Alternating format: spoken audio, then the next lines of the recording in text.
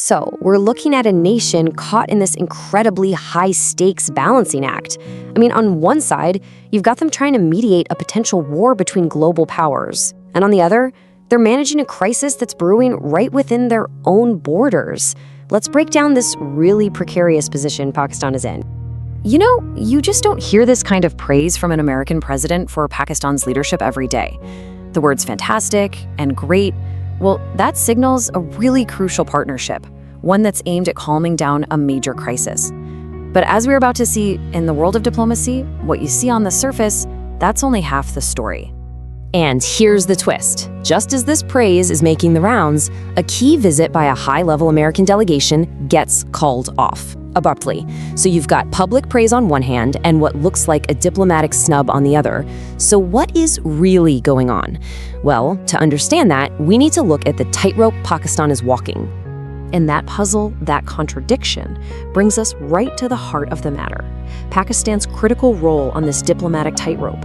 It's become the main mediator in this incredibly tense standoff between the United States and Iran. And that's a unique position, really. One it has because of its strategic location and its history with both sides. The diplomatic effort here has been intense. It all kicked off with a 50-minute phone call between the leaders. And that was followed by Iranian delegations actually flying into Islamabad for face-to-face meetings. Through this channel, Iran presented a framework for de-escalation, with Pakistan acting as the go-between. This is classic shuttle diplomacy, but it's happening right now, in real time. So this is the huge hurdle Pakistan is up against. The US is basically saying, hey, the door's open, give us a call. But they want to negotiate from a position of strength. Iran, on the other hand, is saying, absolutely not. Talks are impossible when we're under threat and sanctions. They're demanding a favorable environment first. Trying to bridge that fundamental gap, well, that's Pakistan's monumental task.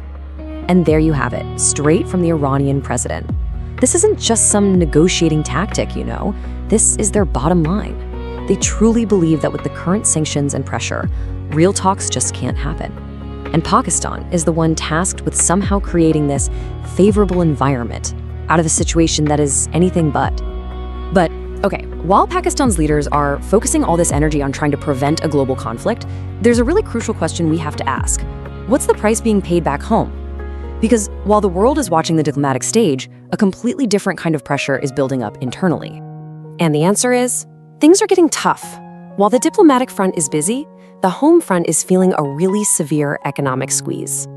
For the average person, the pressure is mounting, and it's something you can actually feel. Just look at this number. A sudden hike of nearly 27 rupees per liter of petrol. Now, this isn't some abstract economic figure.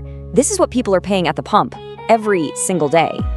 It hits everything from how much it costs to get to work, to the price of your groceries, and what makes it sting even more is the timing. So the government's official reason was, global market and economic pressure, but for the public, the issue was a lot simpler. A promise was made that prices would stay stable for a month, and that promise, it lasted just 21 days.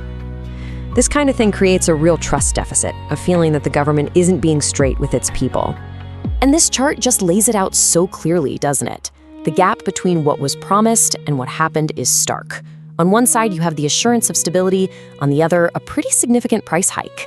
For millions of Pakistanis, this isn't just a chart. It's the gap between a political statement and the real-world cost of living. Okay, so what's behind all this? It all comes down to the IMF. Pakistan is trying to negotiate a deal, a concession, that could stabilize the economy. But the warning from the petroleum minister is, well, it's chilling. If they don't get this deal, another massive levy of 50 to 55 rupees could be coming. The stakes for the average person couldn't be higher. Right, so none of this is happening in a bubble.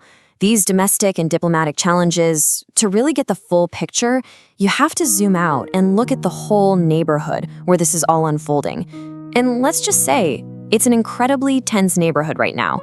The entire region is on a knife's edge. You've got an increased US military buildup. You have American and Iranian forces literally seizing each other's ships in the Strait of Hormuz, a critical waterway. Iran's Revolutionary Guard is issuing direct warnings to the US. And all of this is happening against the backdrop of the ongoing conflict in Gaza. So in response, Pakistan isn't just talking to the US and Iran, it's reaching out to other regional powers like Turkey, Egypt, and China, trying to build a bigger coalition for peace. So with all these fires burning, regionally, domestically, we come right back to our central theme, this incredible, unbelievable balancing act. The big question is, can it actually hold? And it's clear the world is watching. When you have major international outlets like The Hill recognizing Islamabad as the central hub for these talks, that just shows how important this is. And that global significance only adds to the pressure on Pakistan to succeed. And this is where it gets really interesting. Even with all the deep political divisions at home, you're hearing these calls for unity. This message, reportedly from the jailed opposition leader, is pretty powerful. It basically says that when the country's stability is on the line, maybe internal politics have to take a back seat. And that leaves us with the ultimate question, doesn't it? Can a country successfully put out a fire abroad while a storm is gathering in its own backyard?